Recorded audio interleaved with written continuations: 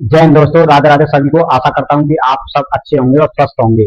तो आज हम पहुंच चुके हैं चैप्टर नंबर 3 पर, यानी अंडरस्टैंडिंग क्वाड्रिलेटरल। और अंडरस्टैंडिंग क्वाड्रिलेटरल एक्सरसाइज है 3.1 और 3.1 के क्वेश्चन नंबर 1 से सॉल्व करते हैं। तो चलिए समझते हैं इन फिगरों को आसान भाषा में।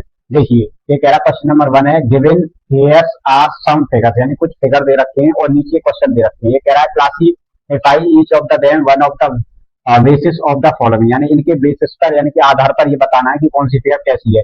ये कह रहा है पहला simple curve, simple closed curve और पॉलीगन, और उसके बाद कह रहा है कॉन्वेक्स और कह रहा है कॉनकेव पॉलीगन, यानी इनको बताना है इनमें से कौन सा सिंपल कर्व है और सिंपल क्लोज्ड है और पॉलीगन से और कॉन्वेक्स पॉलीगन है और कॉनकेव पॉलीगन है। तो चलिए चलते हैं, आज जानते हैं। तो सबसे पहला क्वेश्चन देखते हैं, इसमें बोल रहा है सिंपल कर्व। तो सिंपल कर्व कौन सी होती है? देखो, सिंपल कर्व ऐसी आकृति होती है जिन्हें हम बिना पेन उठाए क्या करते हैं, बिना पेन उठाए बना सकते हैं और कहीं पे भी कोई भी लाइन कट नहीं करनी चाहिए। अगर लाइन कट करती है और लाइन कट करेंगी तो पेन उठाते हैं हम, तो लाइन को कट नहीं करना चाहिए और बिना पेन उठाए बनाते हैं। तो देखो, अगर पहली वाली आकृति को देखेंगे तो क्या होता है, देखो ये वाली आकृति, यहाँ क्या होता है, हम इसे बिना पेन उठाए बना सकते हैं। कैसे बना सकते हैं?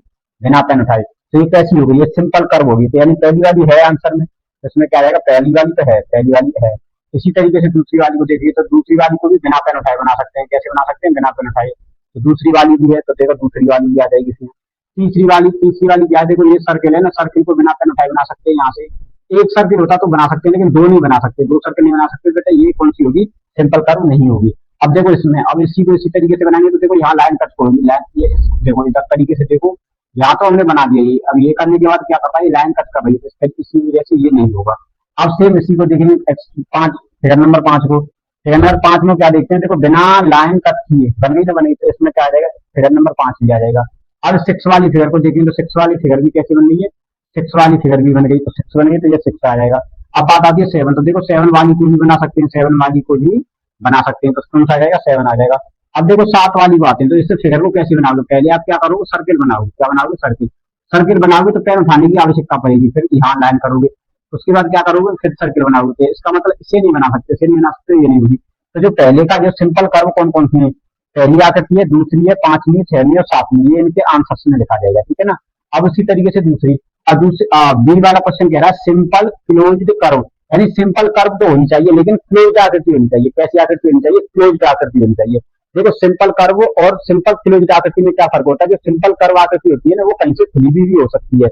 ऐसा नहीं है कि जैसे अगर मैं कोई भी आकृति बना दूं, अगर मैं इस तरीके से कोई भी आकृति ऐसी बना दी मैंने और ये यहाँ से छोड़ दिया खुली है, मतलब तो ये बिना पेन उठाए बनाइए, बिना पेन उठाए बनाइए, और देखो ये खुली हुई है, तो ये कैसी आकृति है? सिंपल कर्व तो हो सकती है लेकिन क्लोज नहीं हो सकती। क्लोज में ऐसी आकृति आ जाती है जो सिंपल कर्व हो लेकिन बंद आकृति हो। तो देखो सिंपल कर्व बताया था मैंने, बिना पेन उठाए बन रही है, तो बिना पेन उठाए बन रही है, और बंद भी है तो कैसा आ जाएगा, ये आ जाएगा क्वेश्चन में। ये भी बिना पेन उठाए बन रही है और बंद है, तो ये भी दूसरी भी आ जाएगी। ये बिना पेन उठाए नहीं बन रही, तो ये नहीं होगी। ये वाली चौथी वाली, इसमें भी देखो लाइन कट कर रही है, बिना पेन उठाए तो बना सकते हैं, लेकिन लाइन को क्रॉस कर रही है, लाइन को क्रॉस कर रही है, सिंपल कर्व नहीं होगी। ये भी नहीं होगी सिंपल कर्व। क्यों नहीं होगी? देखो क्लोज देखते हैं, बंद तो है लेकिन कट कर रही है लाइन को, तो ये सिंपल कर्व ही नहीं है, तो क्लोज पहले जब बताएंगे।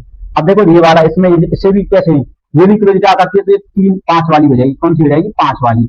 अब इसके बाद देखो ये भी क्लोज आकृति है, तो कितनी हो जाएगी? 6 वाली। ये भी क्लोज आकृति है, तो कैसी हो जाएगी? 7 वाली। अब देखो ये तो है ही नहीं है, ये सिंपल क्लोज नहीं है, सिंपल सिंपल कर्व नहीं है, तो सिंपल क्लोज तो जब होगी, क्योंकि ये बिना पेन उठाए नहीं बना सकते। सिंपल क्लोज्ड आकृति, सिंपल क्लोज्ड कर्व को बिना पेन उठाए बना सकते हैं लेकिन बंद आकृति आनी चाहिए। जैसे अगर मैंने इस तरीके से कुछ बना दिया, क्या बना दिया, इस तरीके से किसी की बना दी बिना पेन, इसे बंद कर दिया, तो इसे हम सिंपल क्लोज्ड आकृति बोल सकते हैं, ठीक है ना।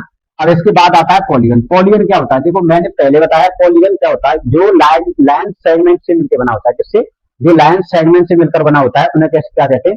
पॉलीगन कहते हैं। लाइन सेगमेंट मतलब लाइन से मिलकर बना होता है, और कैसे होता है? बंद होता है, यानी लाइन से मिलकर बना होगा और कैसी आकृति बनाएगा? बंद आकृति बनाएगा। तो देखो पॉलीगन, देखो ये बंद आकृति बना रहा है, ये पॉलीगन हो सकता है, बिल्कुल हो सकता है। पॉलीगन क्यों हो सकता है? क्योंकि ये बंद आकृति बना रहा है और कैसा? लाइन सेगमेंट से। देखो एक लाइन ये रही, दूसरी लाइन ये रही, तीसरी लाइन ये रही, इसी तरीके से ये देखो एक लाइन ये रही, 2 लाइन ये रही, 3 लाइन ये रही, चौथी लाइन, तो ये भी कैसा? ये भी पॉलीगन होगा।